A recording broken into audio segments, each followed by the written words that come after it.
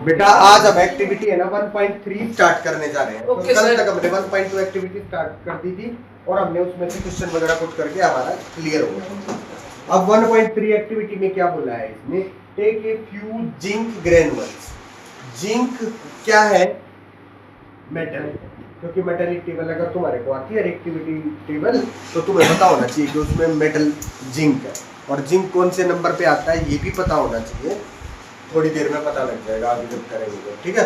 Reactivity table को याद करना बहुत ज्यादा जरूरी है। जिंक एक मेटल है। अब ग्रेनुअल्स क्या होते हैं? ग्रेनुअल्स क्या होते हैं सुने? छोटे छोटे छोटे छोटे से ना, देखो छोटे छोटे पीसेस क्रिस्टल भी होते हैं और ग्रेनुअल्स भी होते हैं। क्रिस्टल और ग्रेनुअल्स में क्या फर्क होता है? हाँ? क्रिस्टल की एक शेप होती है और सभी सेम शेप के होते हैं क्रिस्टल्स। ग्रेनुअल्स है ना, क्रिस्टल से थोड़ा सा बड़े होते हैं और उनकी कोई फिक्स शेप नहीं होती, वो अनइवन से होते हैं जिनको हम डली बोल देते हैं। डली, समझ गए? जैसे नमक, मोटा नमक देखा है तुमने? मोटे नमक की डली डली सी होती है ना? वो क्या होता है? हाँ, वो क्या होते हैं? वो होते हैं ग्रेनुअल्स। बूरे की तो पाउडर फॉर्म की बनी हुई है ना, वो नहीं। डली तो काफी हार्ड क्रिस्टल होता है। हार्ड क्रिस्टल क्रिस्टल के जैसे होते हैं बट थोड़े से मोटे मोटे। नमक जो मोटा होता है, हार्ड होता है, जो हार्ड, उसको कूट के उसके पीसेस बना लेते हैं छोटे छोटे, है ना? सही बात कर रहे हो। अब ये क्या होता है? ग्रेनुअल्स।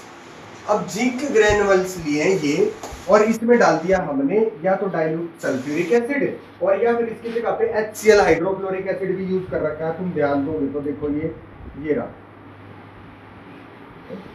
कौन सा एसिड? एक तो हाइड्रोक्लोरिक एसिड और एक सल्फ्यूरिक। हाइड्रोक्लोरिक एसिड और सल्फ्यूरिक एसिड यूज करा हमने किसकी जगह पे? किसके साथ में? जिंक ग्रेनुअल्स के साथ।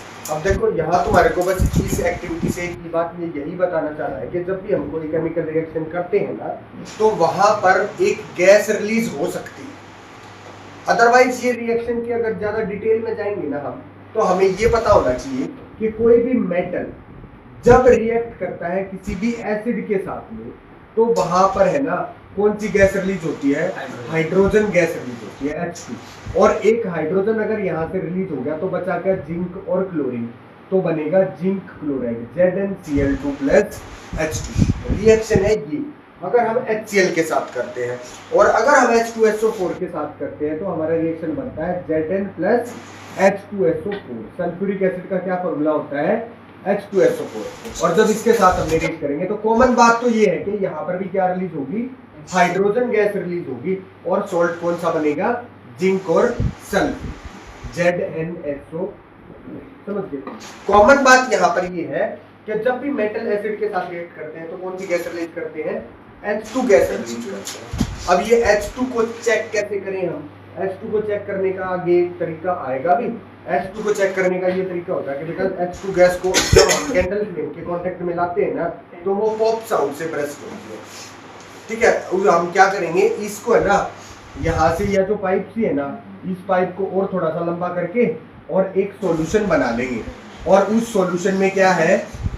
साबुन मिलाया हुआ हमने सोप, और इस सॉल्यूशन में से ये गैस जाएगी ना, तो इस गैस के क्या बनेंगे? बबल्स बनेंगे।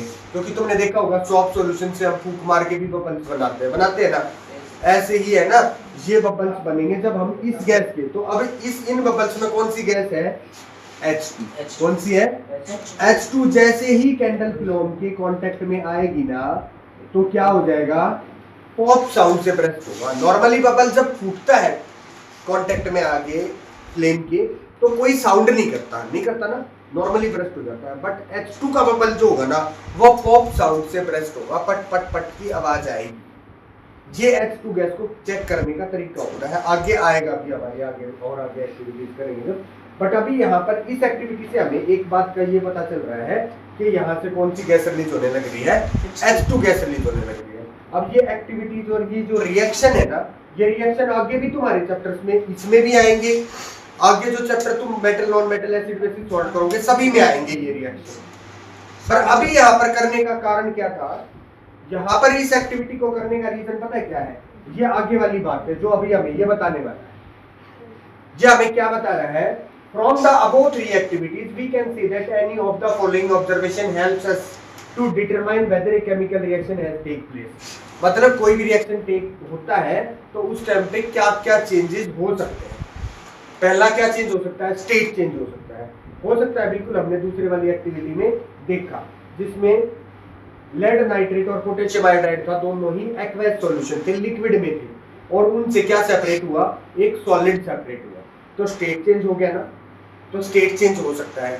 दूसरा कलर चेंज हो सकता है। उसी एक्टिविटी से देखा हमने, दोनों कलरलेस थे और उनसे येलो कलर का सब्सटेंस चेंज हो गया, क्योंकि हमने कोई कलर तो मिलाया ही नहीं था, है ना। तो किसी भी रिएक्शन से क्या हो सकता है, कलर चेंज हो सकता है। ये कलर चेंज का तुमसे कोई एग्जामिनर क्वेश्चन पूछ सकता है, give example, give a chemical reaction, ठीक है ना, when we observe the state change, when we observe the change in colour. तो तुम ये एक ही रिएक्शन दोनों में डाल सकते हो। फिर उसके बाद इवोल्यूशन ऑफ गैस, कोई भी रिएक्शन होगा तो गैस इवॉल्व हो सकती है, जिसका रिएक्शन ये है। मेटल जब एसिड के साथ रिएक्ट करता है तो कौन सी गैस रिलीज होती है, H2 गैस रिलीज होती है। बहुत सारे रिएक्शन ऐसे होते हैं जहाँ से CO2 भी रिलीज होती है, बहुत सारे ऐसे होते हैं जहाँ पर SO2 रिलीज होती है, SO3 रिलीज होती है, NO2 रिलीज होती है, O2 भी रिलीज होती है। समझ गए। ये सिर्फ एक एग्जांपल है जो हमें ये बता रहा है कि कोई भी केमिकल रिएक्शन जब हम करवाते हैं तो क्या रिलीज हो सकता है, कोई भी गैस रिलीज हो सकती है, ठीक है। इससे अगला है चेंज इन टेम्परेचर। मतलब कोई भी रिएक्शन जब हम करवाएंगे ना तो टेम्परेचर भी चेंज हो सकता है। टेम्परेचर कम भी हो सकता है और टेम्परेचर ज्यादा भी हो सकता है। इसके भी एग्जांपल हमारे आगे आएंगे, ठीक है। अब जब टेम्परेचर इंक्रीज हो जाता है ना, मतलब हीट एनर्जी रिलीज हो रही है, तो ऐसे रिएक्शन को हम एक्सोथर्मिक रिएक्शन बोलते हैं। और जिन रिएक्शंस में हीट एनर्जी अब्सॉर्ब हो जाती है, मतलब ठंडा कूलिंग इफेक्ट हो जाता है, तो वो क्या होते हैं, एंडोथर्मिक। और इनके बिल्कुल सिंपल और एग्जांपल है रेस्पिरेशन ऑफ फोटोसिंथेसिस। मैंने शायद तुमसे पहले भी यह चीज डिस्कस करी हो। रेस्पिरेशन में हीट एनर्जी रिलीज होती है। जैसे हम सब एक रूम में बैठे हैं, क्योंकि हमारी सबकी बॉडी क्या करने लग रही है, रेस्पिरेशन करने लग रही है, तो हमारी सभी की बॉडी जो है ना एनर्जी रिलीज कर रही है। समझ गए। तो इस रूम के अंदर है ना, कंफर्म बात है, अगर हम पंखे नहीं चलाएंगे तो कुछ देर के अंदर में है ना, जो बाहर से अंदर आएगा ना उसको बिल्कुल टेम्परेचर डिफरेंस फील होगा अलग से। और ऐसे ही फोटोसिंथेसिस क्या होती है, एंडोथर्मिक। फोटोसिंथेसिस में क्या करते हैं, उस प्रोसेस में हीट एनर्जी को क्या करा जाता है, अब्सॉर्ब किया जाता है। इसीलिए जहां पर बहुत सारे प्लांट्स होते हैं वहां क्या होता है, कूलिंग इफेक्ट हो जाता है। अपने आप ही नॉर्मल जगह से वहां पर गर्मी कम होती है। क्यों? क्योंकि वो अपने सराउंडिंग की हीट एनर्जी को क्या करते रहते हैं, अब्सॉर्ब करते रहते हैं। वहां एक प्रोसेस होने, एक रिएक्शन होने लग रहा है जिसे बोलते हैं फोटोसिंथेसिस। और ह्यूमन बीइंग या कोई भी एनिमल ज्यादा है, जैसे तुम ये देख लो, कोई भी फार्म है भाई, पोल्ट्री फार्म है ना, पोल्ट्री फार्म के अंदर बहुत सारी हैंस को एक ही स्पॉट पे रोक के रख दिया जाता है। तो उसके अंदर जैसे ही जाओगे ना तो तुम्हें नॉर्मली कंफर्म्ड हीट फील होगी वहां पर, क्योंकि सभी की सभी जो हैंस है वो क्या करने लग रहे हैं, रेस्पिरेशन करने लग रहे हैं। कोई भी ऑर्गेनिज्म एनिमल होते हैं वो सब के सब रेस्पिरेशन करते हैं, प्लांट्स फोटोसिंथेसिस करते हैं। ऐसे ही अगर ह्यूमन बीइंग्स भी कहीं पर बहुत ज्यादा है तो वहां पर ज्यादा हीट होना नॉर्मल है, टेम्परेचर ज्यादा वहां पर रहेगा ही। अब इसके बाद हम आ जाएंगे केमिकल इक्वेशन। केमिकल इक्वेशन क्या है? देखो, केमिकल इक्वेशन कई तरह से लिख सकते हैं। अभी हमने पहली एक्टिविटी में ही करा था, magnesium plus oxygen gives us magnesium oxide. तो हम इसे वर्ड इक्वेशन में लिख सकते हैं, ऐसे ना। पहली बात तो क्या है कि केमिकल इक्वेशन होती क्या है, किसी भी केमिकल रिएक्शन को रिप्रेजेंट करने का तरीका ही क्या होती है, केमिकल इक्वेशन होती है। उसे हम कई तरीके से रिप्रेजेंट कर सकते हैं। जैसे पहले हम उसे रिप्रेजेंट कर सकते हैं, सबसे सिंपल वे जो है वो क्या है, हम उसे वर्ड इक्वेशन में लिख सकते हैं। जो जो हमने प्रोडक्ट लिया उसका पूरा वर्ड लिखेंगे। भाई मैग्नीशियम लिया था और ऑक्सीजन ली थी, तो magnesium plus oxygen gives us magnesium oxide. पढ़ लो, इसमें है यही activity 1.1 can be described as when a magnesium ribbon is burnt in oxygen, it gets converted to magnesium oxide. This description of a chemical reaction in a sentence form is quite long. It can be written in a shorter form. मतलब इसको इतना बड़ा बोलने की बजाय हम क्या लिखेंगे, इसको सिंपलेस्ट वे में लिख देंगे। The simplest way to do this is to write it in the form में फिर वर्ड इक्वेशन। सबसे सिंपलेस्ट फॉर्म क्या है, हमने इसे वर्ड इक्वेशन में लिख दिया, जैसे ये लिख दिया द सब्सटेंस। अब यहाँ पर ध्यान देना है the substance that undergoes chemical reaction, जो केमिकल रिएक्शन में हमने पहले लिए थे, that are called reactants, and after the reaction the new substance is formed is called product. तो यहाँ पर रिएक्टेंट क्या है हमारे मैग्नीशियम और ऑक्सीजन, और प्रोडक्ट क्या है मैग्नीशियम ऑक्साइड। बहुत ही सिंपल बात है, बट मैं हैरान हो जाता हूँ कि कई बार बच्चों को इन चीजों का भी नहीं पता होता बाद में कि रिएक्टेंट क्या होते हैं और प्रोडक्ट क्या होते हैं, ठीक है ना। तो रिएक्टेंट क्या होते हैं, which takes place in a chemical reaction, और प्रोडक्ट क्या होते हैं, which form after a, which new products form after a chemical reaction. अगर हम डेफिनेशन लिखे तो हम ऐसे लिख सकते हैं, अदरवाइज को भी केमिकल रिएक्शन देकर के हम एग्जांपल में भी बता सकते हैं कि ये वाले रिएक्टेंट है और ये इधर वाले प्रोडक्ट। द सब्सटेंस, अब इसके आगे ये word equation shows changes of reactant to products through an arrow placed between them. ये एरो बीच में लगा रखी है, इसके अलग हमने प्लस माइनस साइन भी लगा रखे हैं, है ना। प्लस का साइन क्या है, अगर दो रिएक्टेंट है तो उनके बीच में प्लस का साइन लग जाएगा, और दो प्रोडक्ट है तो उनके बीच में भी क्या लगेगा, प्लस का साइन लगेगा। यही इसमें इसने बता रखा है। अब इससे आगे हमारा क्या आएगा,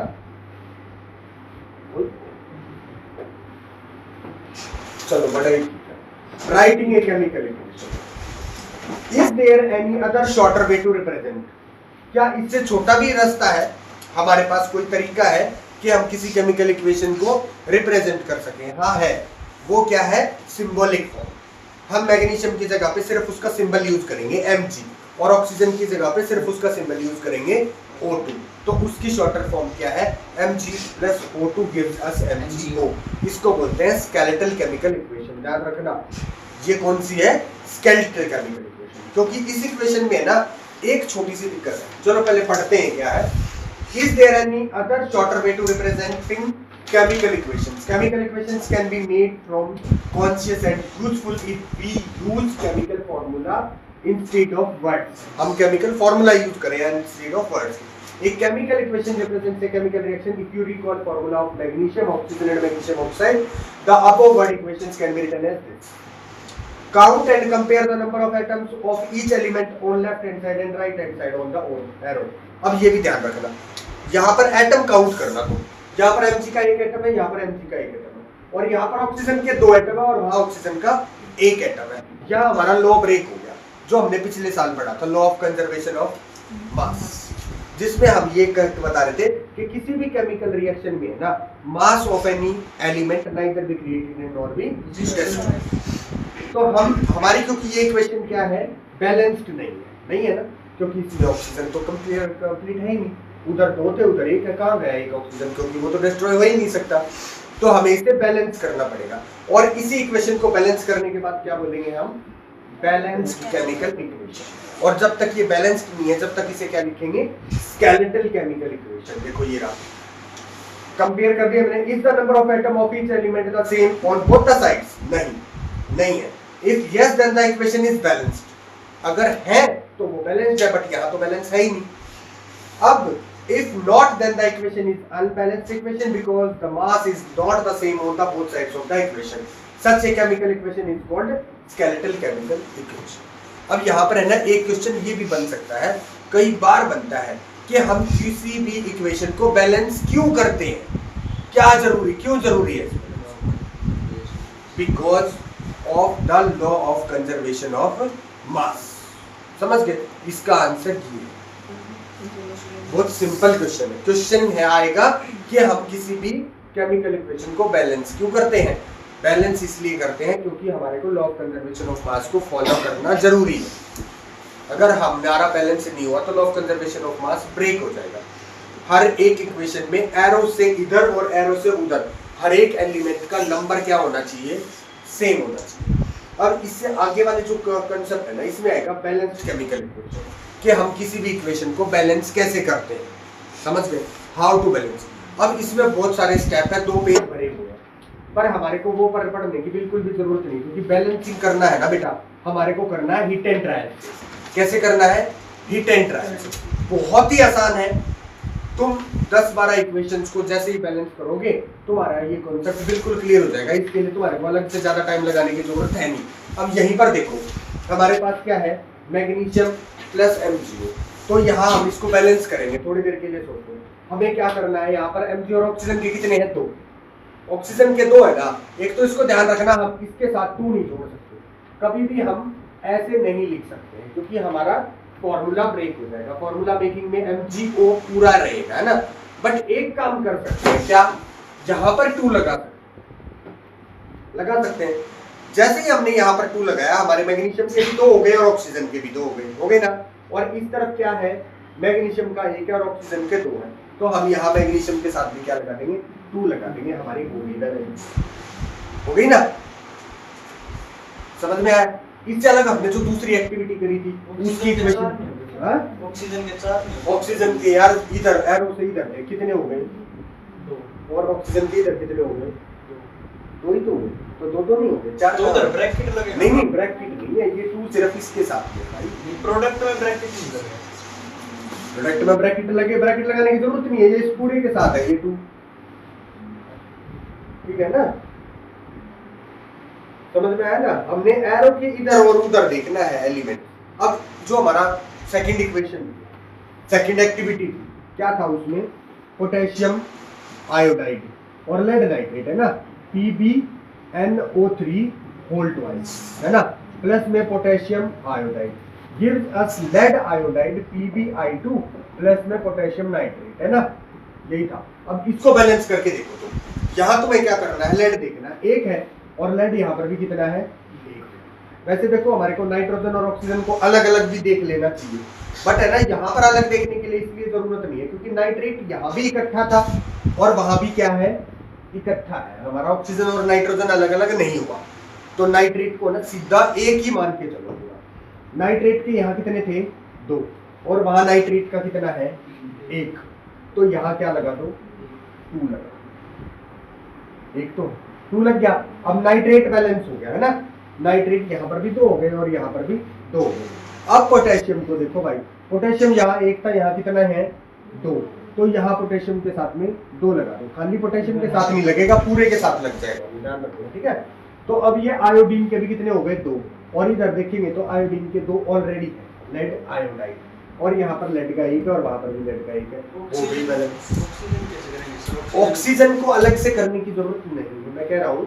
देखो वैसे तो हमारे को कई बार क्या होता है कि अगर नाइट्रेट ब्रेक हो गया, समझ गए, केमिकल रिएक्शन में इधर नाइट्रेट NO3 था, उधर नाइट्रोजन 1 के पास चला गया, ऑक्सीजन 1 के पास चला गया, तो फिर तो हमारे को नाइट्रोजन और ऑक्सीजन को अलग अलग बैलेंस करना पड़ेगा।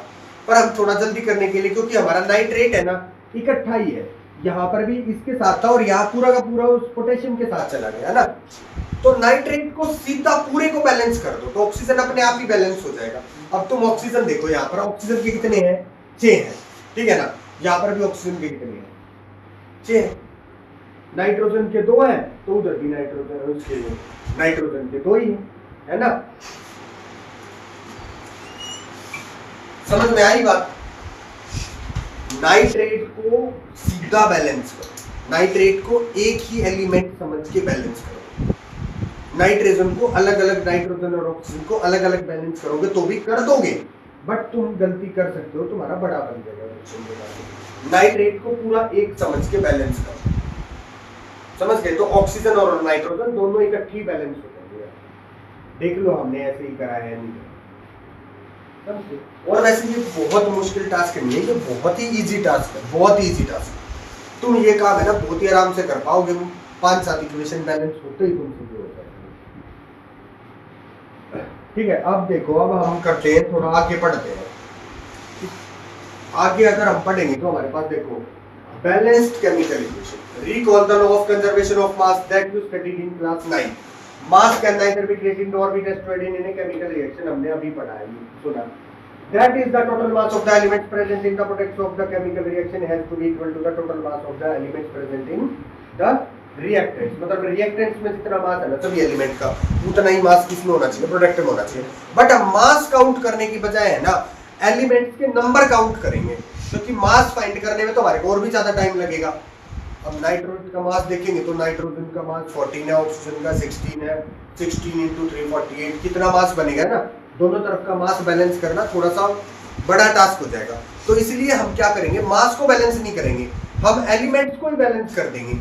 एलिमेंट बैलेंस हो जाएंगे तो मास अपने आप ही बैलेंस हो जाएगा।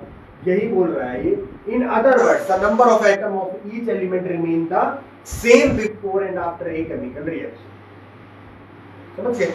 केमिकल रिएक्शन में पहले और बाद में क्या होंगे, एलिमेंट्स के नंबर सेम हो जाएंगे। Hence when we need to balance skeletal chemical equation, इसीलिए हमें स्केलेटल केमिकल इक्वेशन को क्या करना पड़ेगा, बैलेंस करना पड़ेगा।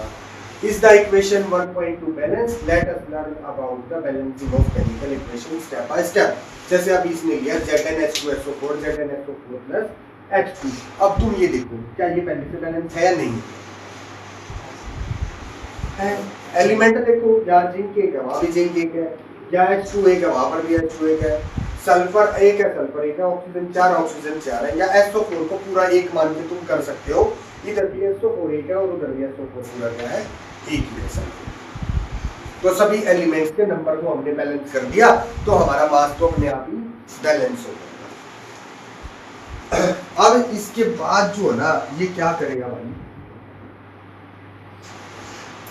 ये तुम्हारे को एक एलिमेंट ये दे देगा, एक इक्वेशन और दे दी इसको, Fe+H2 और Fe3O4+H2, ये इक्वेशन दे दी इसने और बोला इसे बैलेंस करके देखो।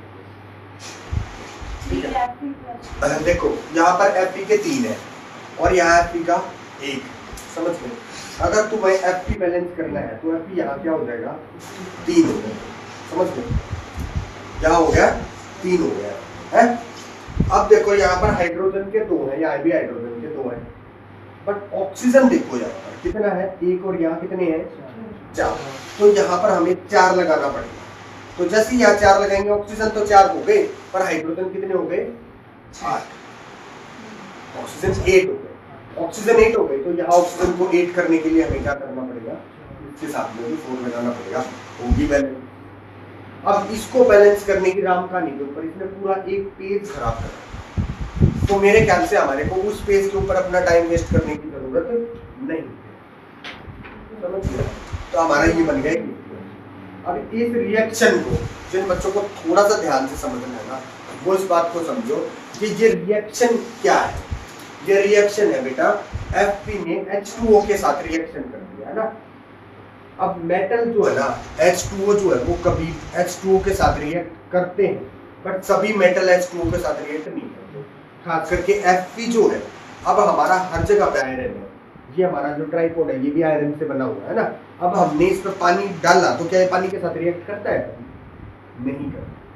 तो कभी भी Fe वाटर की लिक्विड फॉर्म के साथ रिएक्ट नहीं करता, वो वाटर की किस फॉर्म के साथ रिएक्ट करता है, स्टीम फॉर्म के साथ रिएक्ट करता है।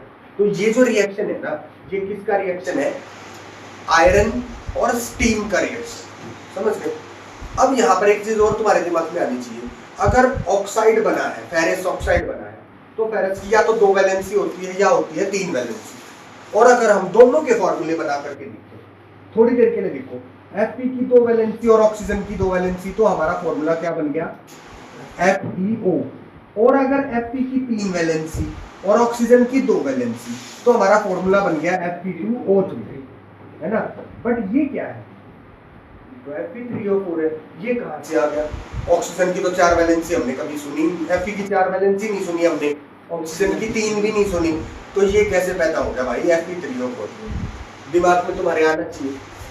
ये पता है क्या है, ये इन दोनों का कॉम्बिनेशन है, ठीक है, Fe का 1 और Fe के 2, तो ये कितने हो गए, Fe3 और ऑक्सीजन O। मतलब जब ये रिएक्शन हो रहा है ना, तो ये दोनों ही है हमारे पास फेरस की 2 वैलेंसी वाला भी है और 3 वैलेंसी वाला भी, और दोनों ने अपने रिएक्शन करके दोनों कंपाउंड बने, जिनसे मिलके बन गया Fe3O4। और ये रिएक्शन पता है कब होता है, जब हॉट आयरन, मोल्टन आयरन में से स्टीम पास करवाते हैं तब। अगर नॉर्मल आयरन हमारा पड़ा हुआ है और वो स्टीम के साथ रिएक्ट करता है, तो उस टाइम पे ये बनता है Fe2O3, ब्राउन कलर का होता है, ये रस्ट का फॉर्मूला है, समझ गए? नॉर्मल हमारा आयरन नेल्स पड़ा हुआ है हमारा, और कुछ दिन के बाद उसके ऊपर ब्राउन कलर की कोटिंग हो गई। वो ब्राउन कलर की कोटिंग भी वाटर वेपर की वजह से ही होती है, ह्यूमिड नेचर की वजह से होती है। समझ गए। बट वो बनता है Fe2O3। Fe3O4 कब बना है, जब हॉट आयरन या मोल्टन आयरन से स्टीम पास करवाते हैं ना, तो हमारा कौन सा प्रोडक्ट बनता है, Fe3O4 बनता है। मैं तुम्हारे को ये इसलिए बता रहा हूँ क्योंकि कई बार पेपर में ये जहां तक एग्जामिनर घुस जाता है कि वो तुम्हारे को रिएक्शन पता है क्या पूछेगा कि भाई आयरन से ना, हॉट आयरन से स्टीम पास करना, तो बच्चे वहां पर रिएक्शन देंगे Fe और H2O का Fe2O3 बनने वाला, समझ गए। बट हमारा जब हॉट आयरन में से स्टीम पास करवाते हैं तो Fe3O4 बनता है, Fe2O3 बनता है, समझ गए। ये चीजें और थोड़ी बार बार रिपीट होंगी ना तो फिर और आगे तुम्हें क्लियर होती है। तो सर इस चीज का पता कैसे लगाएं कि ऐसे होगा, ये कंडीशन दे रखी होगी हमारे को, ठीक है ना, क्वेश्चन आएगा तो कंडीशन दे रखी होगी। अब ये वाला जो है ना पेज, इसको हमारे को पढ़ने की बिल्कुल भी जरूरत नहीं है क्योंकि इसमें ना स्टेप बाय स्टेप बैलेंसिंग करनी दे रखी है, और बैलेंसिंग में हमारे को इतने स्टेप्स की जरूरत है ही नहीं। बैलेंसिंग में तो हमारे को सीधा हिट एंड ट्रायल मेथड लगाना है, और इसने भी हिट एंड ट्रायल मेथड ही लगा रखा है, पर है ना ज्ञान फालतू दे रखा है, पता नहीं क्यों।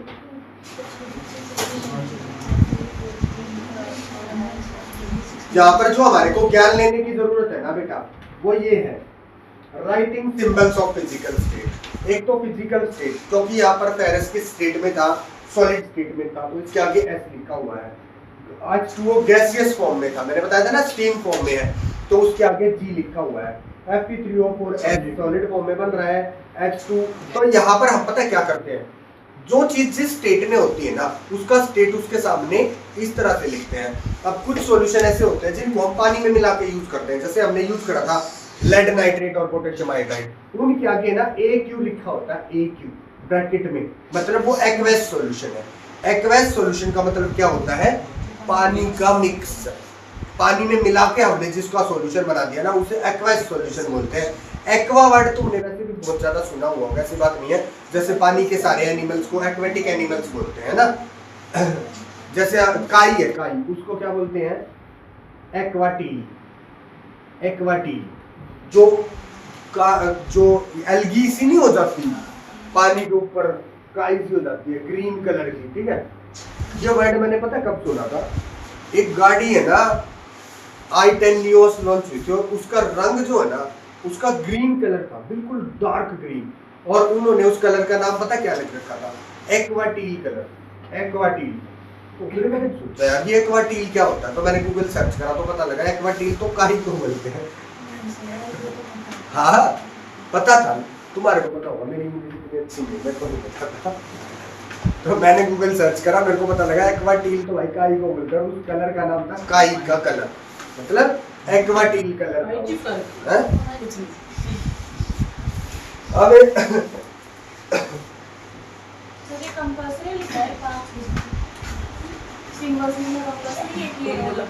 हाँ सिंबल है ना, कई बार लिखने होते हैं, कई बार पूछ लेते हैं, कई बार इक्वेशन में गिवन भी होते हैं, समझ गए। तो गिवन जब होते हैं तो प्रोडक्ट का सिंबल पूछ लेते हैं, प्रोडक्ट का स्टेट पूछ लेते हैं, तो स्टेट का पता होना जरूरी है। इससे अलग एक चीज और कर लो, फिर खत्म कर देंगे आपका। देखो इसमें एक चीज और होती है बेटा, ये जो एरो होती है ना, एरो के ऊपर लिखी होती है कंडीशन, कि हमने कितने टेम्परेचर पे किया, कितना एटमॉस्फेरिक प्रेशर था, हमने कोई हीट यूज करी, हमने हीट सनलाइट की फॉर्म में यूज करी, या हमने इलेक्ट्रिसिटी पास करवा के करा, या हमने कोई कैटलिस्ट यूज करा। कैटलिस्ट क्या होता है ये आगे पता चल जाएगा तुम्हारे को। ये वाली जो कंडीशन होती है ना, ये हमेशा कहाँ लिखी जाती है, एरो के ऊपर। जैसे देखो हमारा फोटोसिंथेसिस रिएक्शन होता है, उसमें सनलाइट और क्लोरोफिल कहाँ लिखा जाता है, एरो के ऊपर लिखा जाता है। ये एरो के ऊपर कंडीशन जो होती है ना, ये ना हमारे रिएक्टेंट और प्रोडक्ट में कभी भी मिक्स नहीं होते, बट ये क्या होती है, कंडीशन होती है। इन कंडीशंस के बगैर है ना ये रिएक्शन हो ही नहीं सकते। जैसे फोटोसिंथेसिस जो है वो सनलाइट के बिना नहीं हो सकता है, इसीलिए एरो के ऊपर हमेशा क्या लिखा जाता है, सनलाइट लिखा जाता है। क्लोरोफिल के बिना भी नहीं होगा, तो वहां पर भी कंडीशन में क्या होगी, क्लोरोफिल। बट ऐसा नहीं है कि रिएक्शन में सनलाइट मिक्स हो गई, रिएक्शन में क्लोरोफिल मिक्स हो गया, नहीं, ये कंडीशन है। इस कंडीशन में ये रिएक्शन होगा, इसीलिए जो कंडीशन होती है, या टेम्परेचर हमने करा है ना, तो टेम्परेचर जितना भी दिया हमने 343 केल्विन या 443 केल्विन, तो वो जो टेम्परेचर है वो भी एरो के ऊपर लिखा रहता है। कितने एटमॉस्फेरिक प्रेशर पे करा, एटमॉस्फेरिक प्रेशर पे कराया हमने, ज्यादा प्रेशर लिया या कम प्रेशर लिया, ये जो कंडीशन होती है ये कहाँ होती है, एरो के ऊपर। कोई ऑक्सीडाइजिंग एजेंट यूज कराया है, कई बार डिहाइड्रेटिंग एजेंट यूज करते हैं, कैटलिस्ट यूज करते हैं, ये सारी चीजें तुम्हारे आगे वाले सारे चैप्टर्स में आएंगी। एरो के ऊपर हम क्या लिखते हैं, हमेशा कंडीशन लिखते हैं, एरो के ऊपर या नीचे।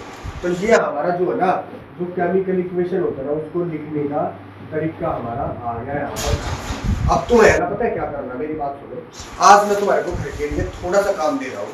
ये जो ब्लू पैसेज क्वेश्चन है ना बेटा, ये ब्लू पैसेज क्वेश्चन तुम्हारे को आज है ना घर पे सभी केमिकल इक्वेशन की फॉर्म में बनाने हैं और बैलेंस करना, ठीक है। ये मैं कल आते ही तुम्हारे देखूंगा, हाँ कल आते ही देखूंगा तुम्हें। ये जो ब्लू पैसेज क्वेश्चन है ना, इनमें क्या करना है, ये पहले तो तुम्हें पता ही है, मैंने तुमसे पूछ लिया। ये आगे वाली 3 वर्ड इक्वेशन है, इन्हें केमिकल इक्वेशन में बनाना है और बैलेंस करना है। और ऐसे ही ये अगले वाली, ये भी दोनों केमिकल इक्वेशन है, इन्हें भी बैलेंस